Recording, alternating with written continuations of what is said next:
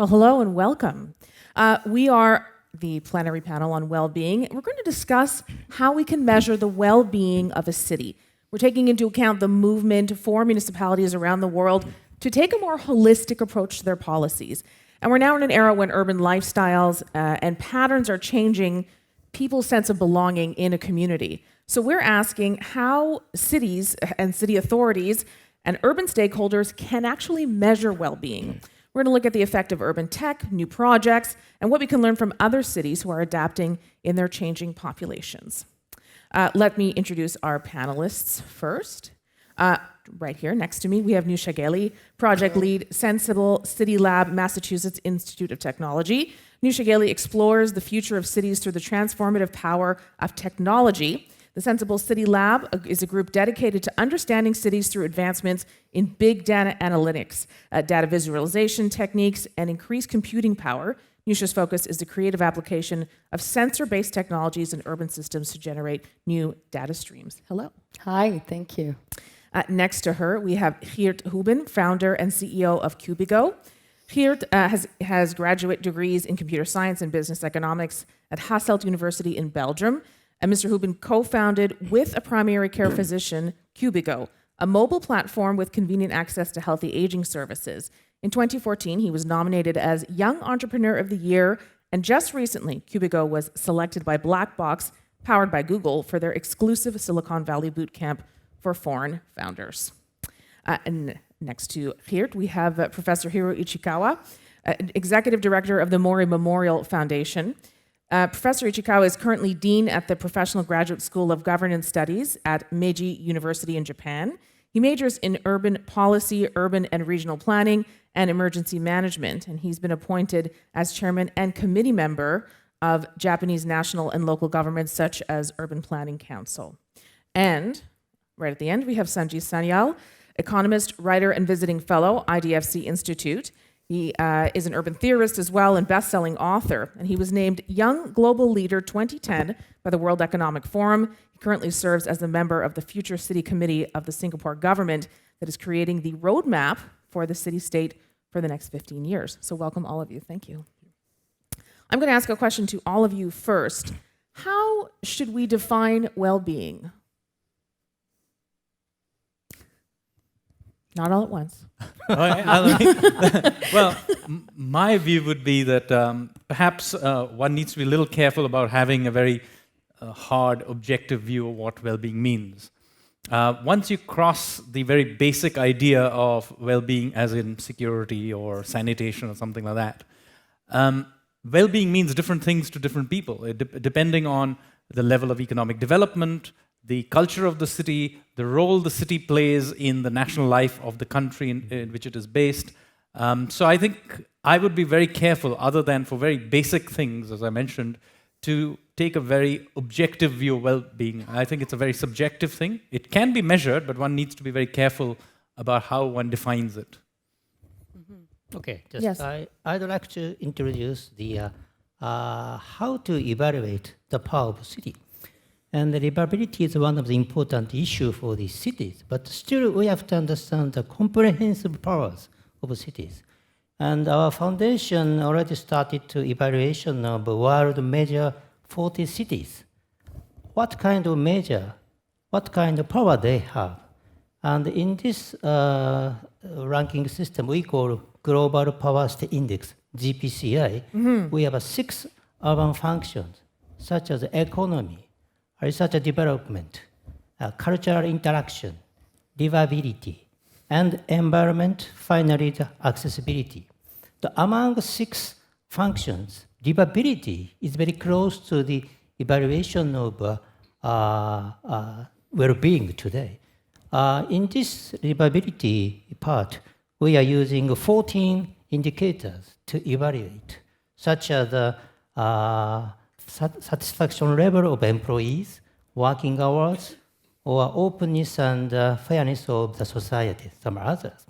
So finally, we have a quite interesting result in this evaluation, because top 10 cities were just dominated by European and Canadian cities.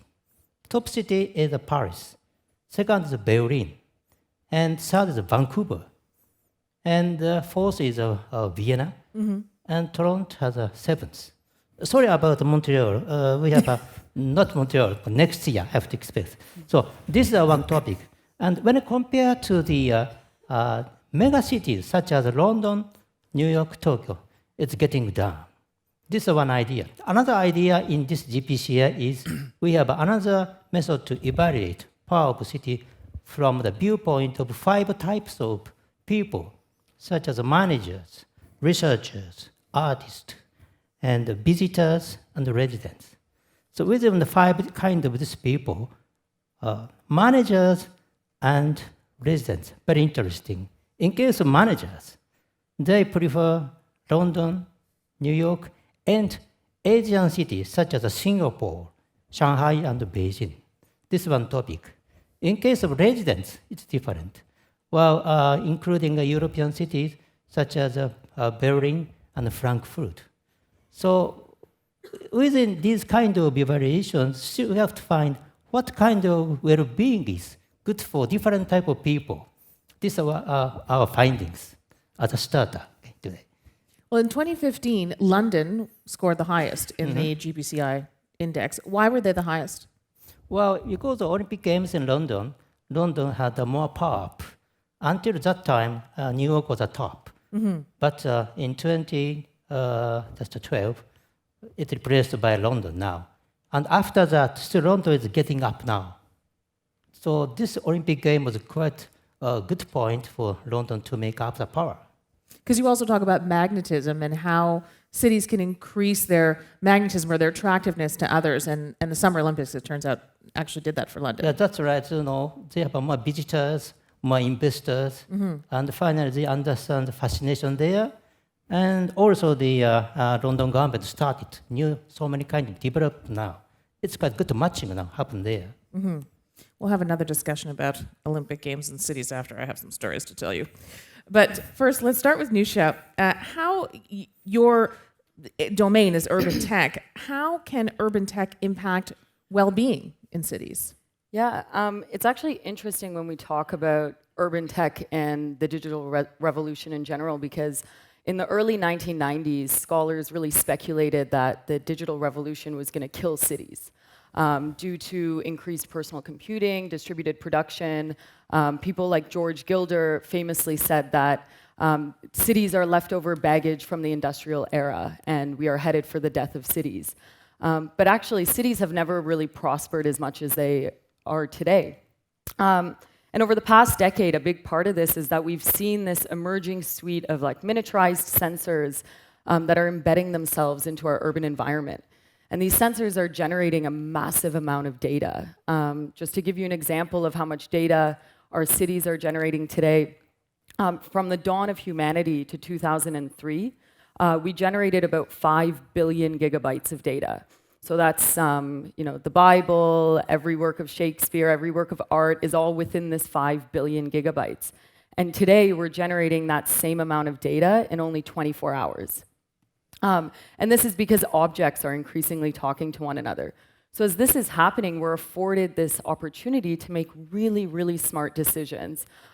We have information flows that are really allowing us to monitor everything, track things coming in and out of our cities, cars, goods, people, and opening up this data to the relevant stakeholders really allows people to make intelligent decisions, which in turn kind of make our cities more resilient, more sustainable, and more livable at the end as well.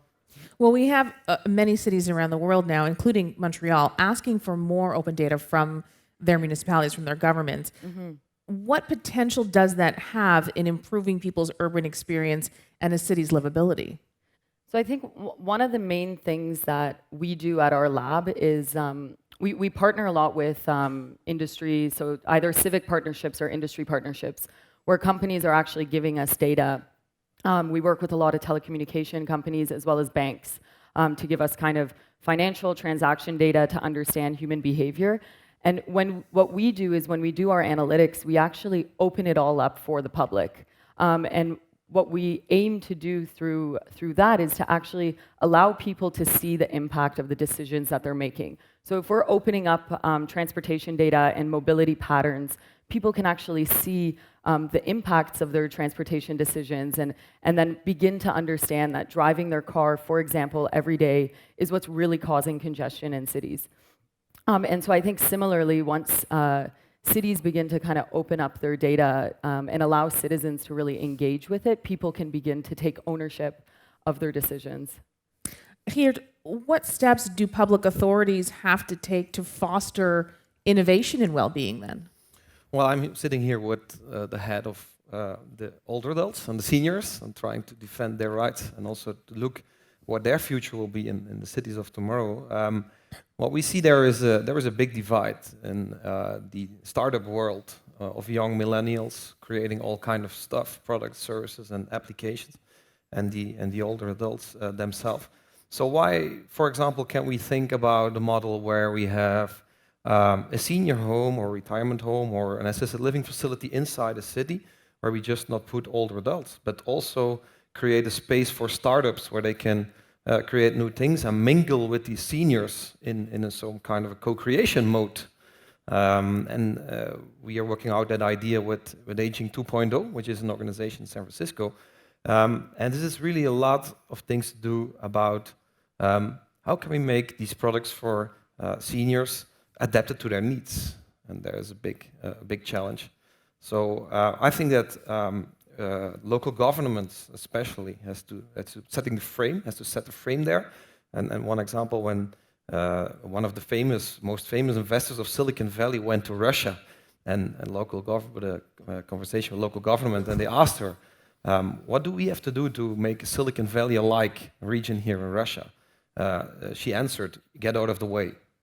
So government is very critical balance between setting a frame and try to foster that innovation and not trying to be too deep into it, right? So, I think we're seeing that now with the sharing economy, with a lot of people just sort of circumventing all of that red tape and bureaucracy and really taking their living into their own hands. Right. Yeah, that's definitely a big thing. And we did some projects in the Netherlands and also in San Francisco where we try to connect people with each other. So not only connect the people with the city and with the data of the city, but people with each other to create a bottom-up community inside a small neighborhood. And what you see there is that actually technology is not only making people more isolated, because that's what we all think, like Facebook makes us all just staying at our own houses and not coming out anymore. That's not true. So it really empowered people to not only connect online with each other, but they went for a meeting in a bar and they played some cards and they met offline. And I think that's very, very strong. So part of that sharing economy, it's there. I think, as I said yesterday during my presentation, San Francisco being an assisted living for millennials because of all the on-demand services. Why can't we not do that for older adults, for example, as well? And taking that into account, though, how much can well-being be equated with community and inclusivity? How important should that be when we're looking at measuring well-being? Yeah, it's a lot of common things between community, inclusivity, social isolation, and so on.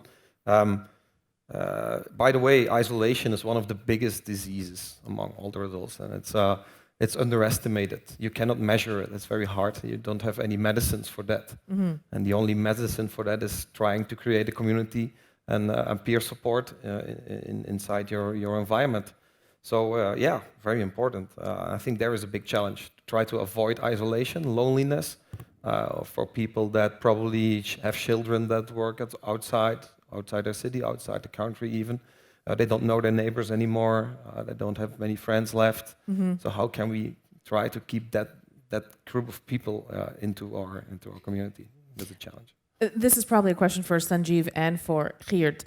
How can we redesign our cities to face the challenges posed by changing demographics and aging populations?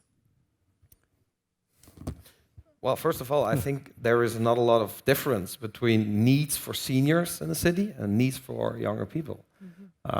By the way, it's very hard to make it a stigma, because you cannot stigmatize it, because then nobody will use it. You have to make it convenient and sexy, and then everybody will adopt it. Sexy for everyone. Yeah, for sure. And I think the needs are similar. We need all green spaces to meet We need good public transport. We need services nearby. So that's not only for seniors, it's also for younger guys. So maybe not only for aging, we have to understand what kind of fascination people need. And I have another index about that. It's called urban intangible value. It's a different idea from the material values. We have to understand what kind of sense people wanted. So we are using 6 elements about that to find that. One is just how city is just efficient. Second one is accuracy. Third one is safety. Fourth one is diversity. Fifth one is hospitality. And the sixth one is just growth and change. So this would be very important to find different idea of physical settings. And the result already we have now. Very interesting topic is top 2 cities, Tokyo and Vienna. Tokyo is a quite, big megalopolis. We have 30 million in the city and 37. But, 30 million in the city and 37 million in the region. But Vienna is a quite small city. But some part of the same taste in this index. And Toronto has a 4th. This is a very important issue to find what's the next or age of city now. Well, not only aging, maybe for any generations, we have to understand what's the most important point to make the city more fascinating. So this is our new study now we did.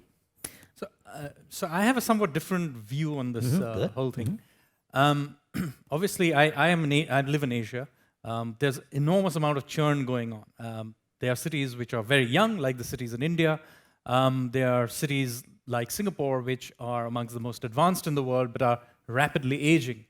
And while their problems may be different, there is one major issue, which is about how do you maintain socio-cultural continuity in a situation where you have enormous change. Enormous change, not just because people are aging, also because you're seeing huge amount of migration happening into these cities. So I'll give you an example of Singapore. Singapore has a very low birth rate. It's so low that over just one generation, the children of today's Singaporeans will be just 50% of what the current population is. So the only way Singapore as a city can sustain itself is by having huge amount of migration.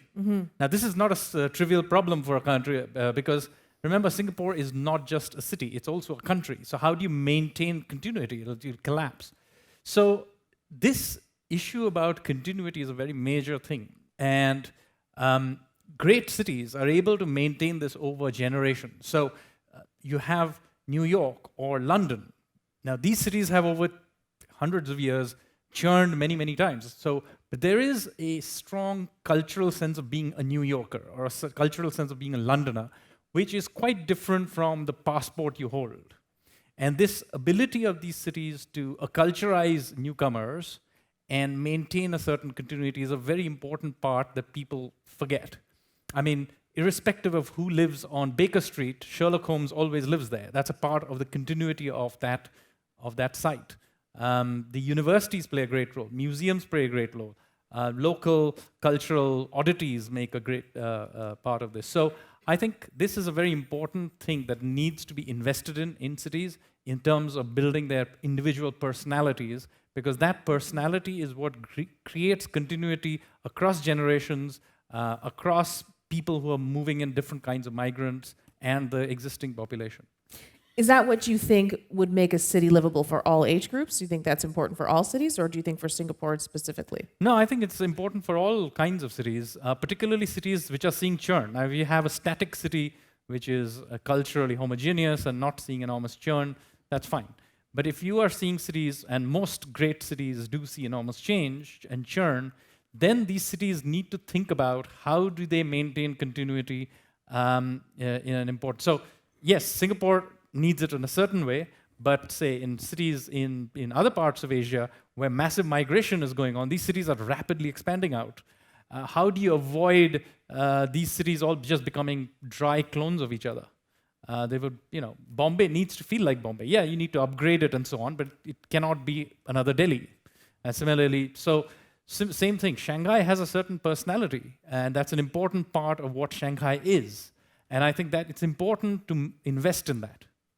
I think part of this, part of measuring well-being, from what I'm understanding, is also the engagement of citizens, engagement of government, engagement of businesses. How do you create that engagement, though, and maybe through tech? I think that it's something that we've touched on, but taking into account an aging population, how do you increase that engagement overall to increase overall well-being? Yeah. I mean, I think it's been mentioned already, but I think inclusion of all people is very important. And Sanjeev, you mentioned at the beginning, once basic kind of services are met, so education, healthcare, infrastructure, which I think the public sector is best positioned to kind of help with that. But then creating an environment where individual people can embark on their own journey of what well-being means to them. So whether that's civic inclusion, freedom, mobility, but really allowing people to step up and demand the things that they want and allow them to create that for themselves. Well, maybe now Japan is confronting on the aging society in the world at the top. Also, we have the confronting on the decrease of population. So maybe this is a field. How we can apply the advancement of technology to help that. One idea is, already Japan is trying to make a robot, because we are losing population. How we can survive that? But at the same time, we have to need more help to disabled, aging people. So, next stage, we have to use how can apply the technology to make the people's happy. This is a very important issue for us now. Give me an idea. Yeah, sure, I totally agree. But there are also some misperceptions as well. Like, for example, older adults that retire, they save some money, and everybody thinks that they sell their house in the city and they move to the countryside to have a everlasting great life for the rest of the 10, 20 years they still have to live. But actually, the opposite is right. Like, when you're on the countryside area, it's very hard to age in place and to get all the services that you need. So you see actually the opposite thing is going on, like people from the countryside moving into the city when they age, which is a completely different angle. And yesterday I mentioned the concept of virtual assisted living. Well, let's create these assisted living facilities, but enabled by technology that you can put them everywhere and not only in a retirement home. And I think that kind of new concepts needs to be adapted and taught about, and also, well, tried and implemented by government. And not only waiting till it happened just from the consumer side and the bottom-up approach. Well, I think we're seeing that trend now, where we're seeing more retirees moving from their homes and selling their homes because they don't want that responsibility anymore, or they need the income that selling their home would provide, and moving to smaller spaces. Is that something you think we're going to see affect the actual, I guess, makeup of cities as we move, as the years go on?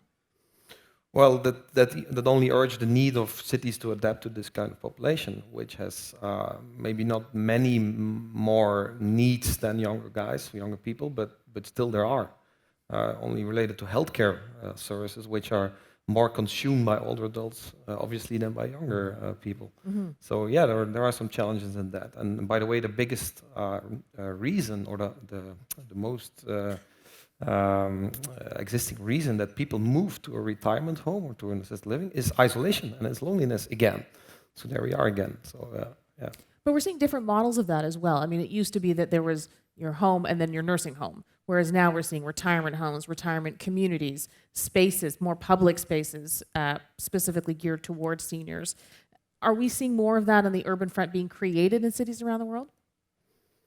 I think the group of people that will go to retirement homes or skilled nursing facilities, if you want to call it like that, is only getting older. And actually the threshold of going to that kind of homes is these days, for example, dementia problems, which is a disease like Parkinson, like Alzheimer's, which makes it impossible to stay in your own environment. So yeah, there will be a lot of more older adults coming into this urban market.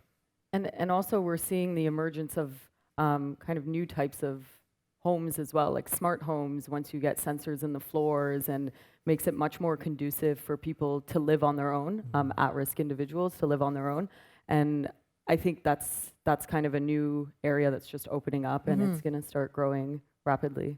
Well, I was wondering if the support was there for those people using those technologies who may not be familiar with it to integrate them into it. Yeah, so I think they're working towards that, but absolutely, I think there's a lot of potential. Maybe it's not there yet, but to have, take your smartphone and turn it into your house, and then you have applications that plug into your home, and maybe you just have someone that's kind of monitoring the dashboard of 50 units to make sure kind of everyone's okay, but people are really living independently and not in the traditional kind of nursing home model. To add on that, maybe also another angle is the combination of data, sensors, and so on with community. For example, when you have an activity monitor on your refrigerator, telling you that, or telling from the data stream that the refrigerator is not opening for 3 days, or was not open for 3 days, and not only alerting your children, which are 200 kilometers away, but just alerting your community, your neighborhood, people that live next door. That kind of stuff, I think that's a huge potential. Right. Also, they will have a new type of drone system. Now we're thinking about how we can use drone. Maybe it will be changing the system of mobility. Well, whenever just order something, it's coming from storage by using drone, something like that. So this kind of a future scenario we have to think about now. And as you said already, just whenever we work in our house, once we use something from the refrigerator, so once this one bottle is used, it should be ordered automatically to the center, something like that. So it's coming maybe next 10 years. So this is new type of idea. We have to think about that. So well-being should be supported by several types of including technology or some new idea of a paradigm. It's very good timing to think about that. Next 10 years, it should be changing. I recently did an interview with two architecture and two academics in architecture, I should say, that were putting together a tourist guide of architecture in Montreal. And one of the things that they said was the latest trend was the creation of more public spaces, but also buildings that had shared spaces among them. And for Sanjeev, when we think of well-being, we often visualize sort of well-to-do neighborhoods and developed cities. But how can cities with increasing inequalities in formal settlements, shanty towns, favelas, address the issues of livability and well-being? We think of a public space, we think of trees and benches kept clean and neat, but that isn't the case for a lot of neighborhoods. They're not able to do that. So absolutely. The idea of well-being is very different in different parts of the world. And when you're dealing with developed countries, developing cities, which are rapidly expanding, then the role the city plays in the lives of its poor is very, very different. So, for example, in the next 20, 25 years, something like 300 million Indians are going to get urbanized. What is the role the city plays in this is very important. So just to give you let me tell you a story, which will give you a sense of how things move. Say when you take a city like Delhi, for example, and it expands into a rural area as it expands. Typically what it does is goes into some rural area, there is a village settlement, and then there is a farmland around it. And the farmland typically gets acquired to create the new neighborhoods, but the old village continues to be inhabited by the old villagers, and very often the municipal laws don't apply there for some time. So what the villagers do is they take the money and they build all kinds of informal settlements and expansions inside that village community. Why do they do this? Because they notice that a whole bunch of construction workers and suppliers move into this new construction zone, but they have nowhere to operate from there. So they use this money, and so the old village suddenly, within a few years, becomes a slum. And the old villagers and farmers become the slumlords. And that's how they make some money. Now, some more time passes, say a decade or so passes. Now, what happens is that the old construction work has finished. The construction workers move off to a new area. Now, a new group of people move in, service providers, maids, servants, drivers, and other, security guards. That class moves in. The old village still remains a slum, but it changes in character. So what happens is that it becomes much more formalized, still a slum, but there are typically now more kids there. There are probably some small schools turn up, some amenities turn up, and so on. And another decade or so passes. Now, by this point, remember that old village is well inside the city. And the real estate it is sitting on is actually quite valuable. So now what happens is that another round of upgrade happens. And it slowly begins to gentrify. Now, sort of lower middle class service providers move in. Many of these old houses are torn down and new stuff is built up. Some of these places become trendy, place with restaurants and so on. So if you take Delhi, for example, there is a place called Hauz Khas Village, which is in the middle of the city, which is full of trendy bars and boutiques and so on. But I remember it actually being a proper village. Then further out, there is a place near the airport. Those of you who've been to Delhi will know. When you drive to the airport, you'll see a place called Mahipalpur, which kind of looks like Hong Kong because it's got all these signages and it's got all these cheap hotels and so on. I remember that again being a village with farmland around it. In the 80s, its land was acquired to build an area called Vasant Gunj, and that village became a slum. And now that slum is slowly gentrifying and becoming a sort of backpackers kind of place. So this evolution is very important because through this evolution, these old waves of migrants come in and they gentrify themselves up into this and find their way up this ladder. And the ability of the city to allow this process to happen is very, very important. Now, it happens differently in different places. This is the process I described in Delhi. In Bombay, the property rights are not clear of the slum. So the slum itself does not upgrade itself, but people keep moving through them. Right. So the efficiency... It's a very transient population for the most part of the slums. But the same principle is the same. It is about how well that space allows this climbing of the ladder. And its ability to allow the climbing of the ladder is what counts. So the point I'm making is thinking of urban poverty has to be thought of as a dynamic flow. You cannot think of it as a state of static stagnation. Like, people who get their ideas about slums from watching Slumdog Millionaire completely miss the point. It is not a place of static stagnation. Many of the people moving into the slums actually have homes back in the village. So this is not a housing problem. This is a problem about climbing the ladder. And the efficiency with which it does it is really what defines the well-being of that population. But I feel that process is going faster in India because I have experience there than 10 years. I mean, I can think of Bangalore 5 years ago, and yes, there were condo units that went up in less than 6 months that now house 15,000 people. And the shanty towns they're still around there, but it didn't take them 10 years to come up and come down. I mean, it was in a snap. No. So here property rights matter a lot. In Delhi, these shanty towns upgrade themselves because they're old villages. The old villagers clearly have clear property rights on them, so they continuously invest in it. Now, in Bombay, which I mentioned, and some part true of Bangalore, where different things happen there too. But in Bombay, much of the shanty towns are on what were originally marshland. So nobody clearly owns the property rights. Since nobody owns property rights, nobody has an incentive to invest and upgrade the slum. So the slums remain slums, but the people churn through them. But the point I'm making to you is that it is really the efficiency with which in either model, the urban space is able to push people through, and the idea is to think of the slum or these areas as essentially as routers in the migration process. They're sort of like southern Manhattan was in much of the 20th century, essentially till the 1950s. It's really about the flow. And to miss that is to completely miss the point about them.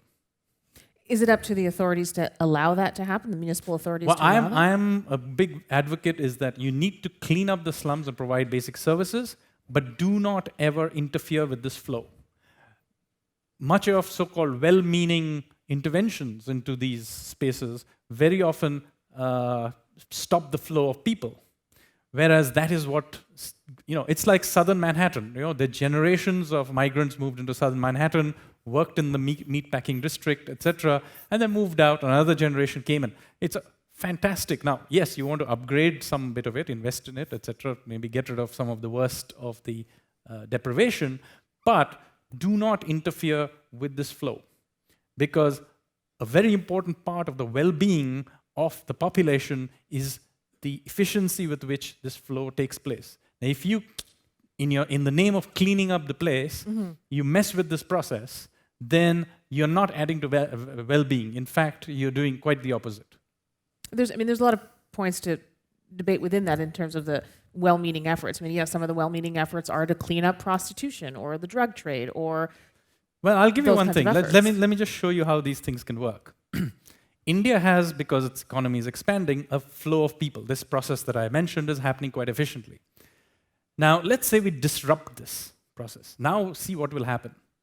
Now, if you and I, or anybody in this room, walk through the slums of Bombay, or those even in Delhi, one of the things that will strike you is that how safe they are. Anybody in this room could walk through at midnight through most of these slums and would have no problem. Now, you couldn't do that in much of Latin America. Why can't you do that in Latin America? The reason is Latin America went through massive expansion in economic activity till about the 50s or 60s, and then the process got stuck. So now what happened is that the flow process through the slums, this upward mobility, got stalled. So in Bombay, this process, or in Delhi, this process is still on. Because it's still on, it maintains a certain level of order in these cities because there is still aspiration. These slums are places not of deprivation, but of huge amount of economic activity. So they are actually places of hope, not of hopelessness. Very different. In fact, Indian slums tend to be much worse, in many ways, than Latin American slums. But Latin American slums, on the other hand, feel much more stuck and consequently are much more dangerous. Many of the things that you mentioned about drugs, etc., are much bigger crime, as much bigger problems in Latin American slums than there are in Indian slums. The reason for that is that Indian slums are not places of deprivation, of hopelessness. They are places of deprivation, but not places of hopelessness. Because the flow is continuously on. People feel that if they worked hard, they have a fighting chance of getting out. And enough of them do get out. Okay, interesting. And remember, the lesson here, don't learn everything from Slumdog Millionaire. Actually, we have a couple of minutes, so we can take some questions from the floor. We'll wait for the microphone. Yes, right over here. Hi, my name is Anna Godefroy. I'm based in Vancouver, and I work for Waste Pickers in downtown East Side in Vancouver. And what you just talked about was really interesting because the downtown East Side Vancouver is really poor and people are extremely marginalized. And I don't see this flow going. Like it seems very stuck and very,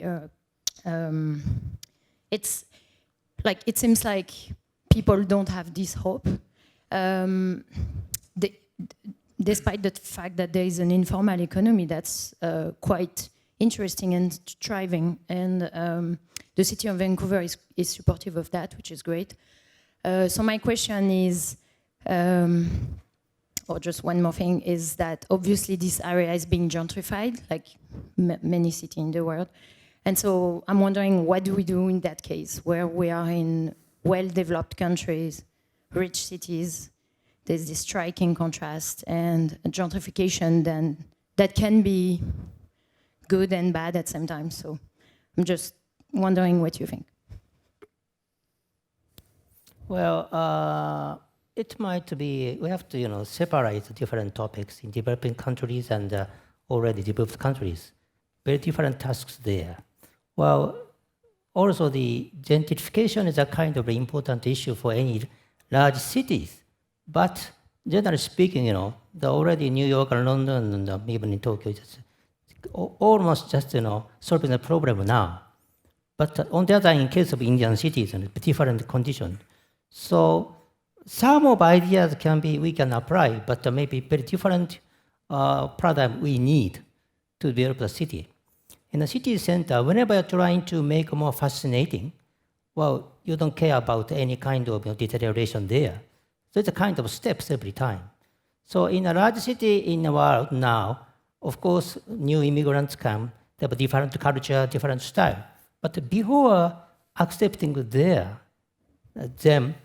you have to prepare to accept how we can do that.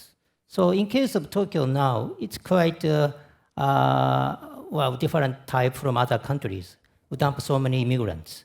But even so that the number of immigrants gradually just now increasing now. So we are preparing how to them to be adapted to Japanese culture or community there.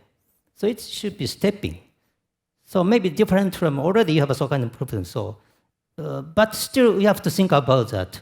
How we can regulate the area based on your communities, a kind of rules.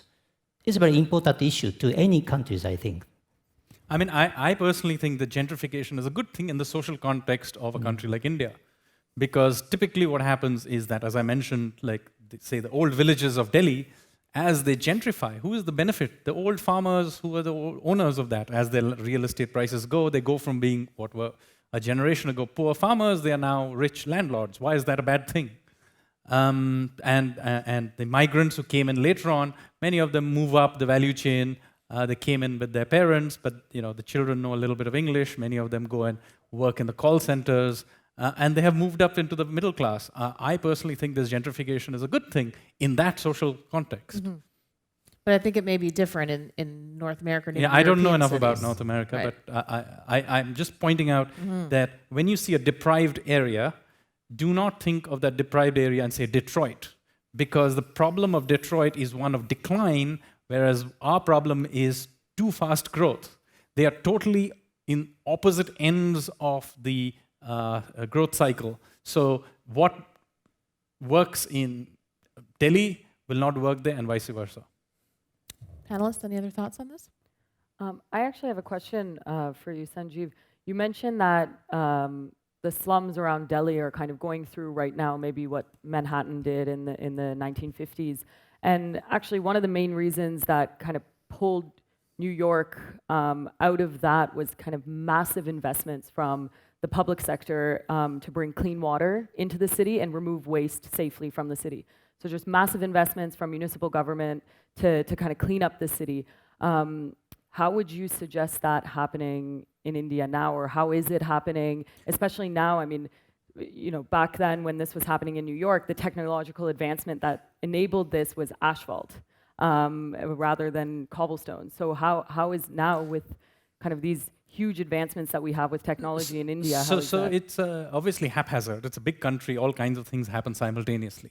Mm-hmm. You're absolutely right that some degree of public investment is required for things like waste and water and so on. So that, depending, and that because India is a very loud democracy, very often it depends on what the political clout is of that particular area. So, and also how well that state is administered, et cetera, et cetera. So it depends on different parts of India.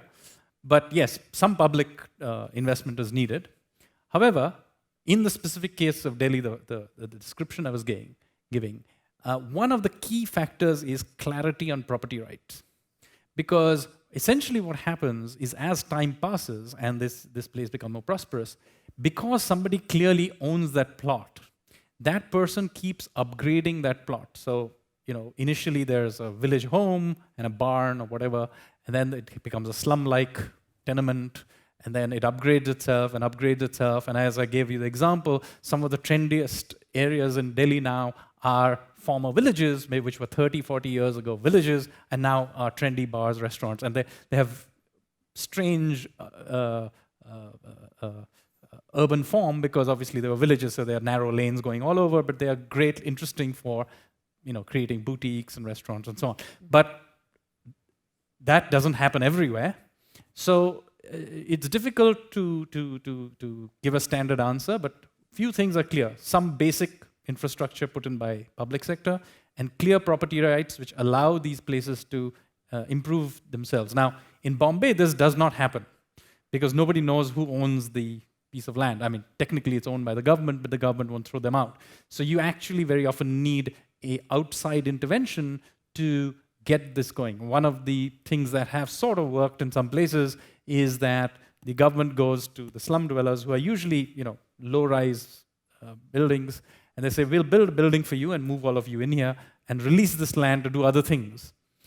In some cases, it has worked. So not every case, but in some cases, that has worked because that land that has been released now is used for building malls, restaurants, offices, and many of the people who now moved from the slum into these other things now have jobs in those, and it feeds back and forth.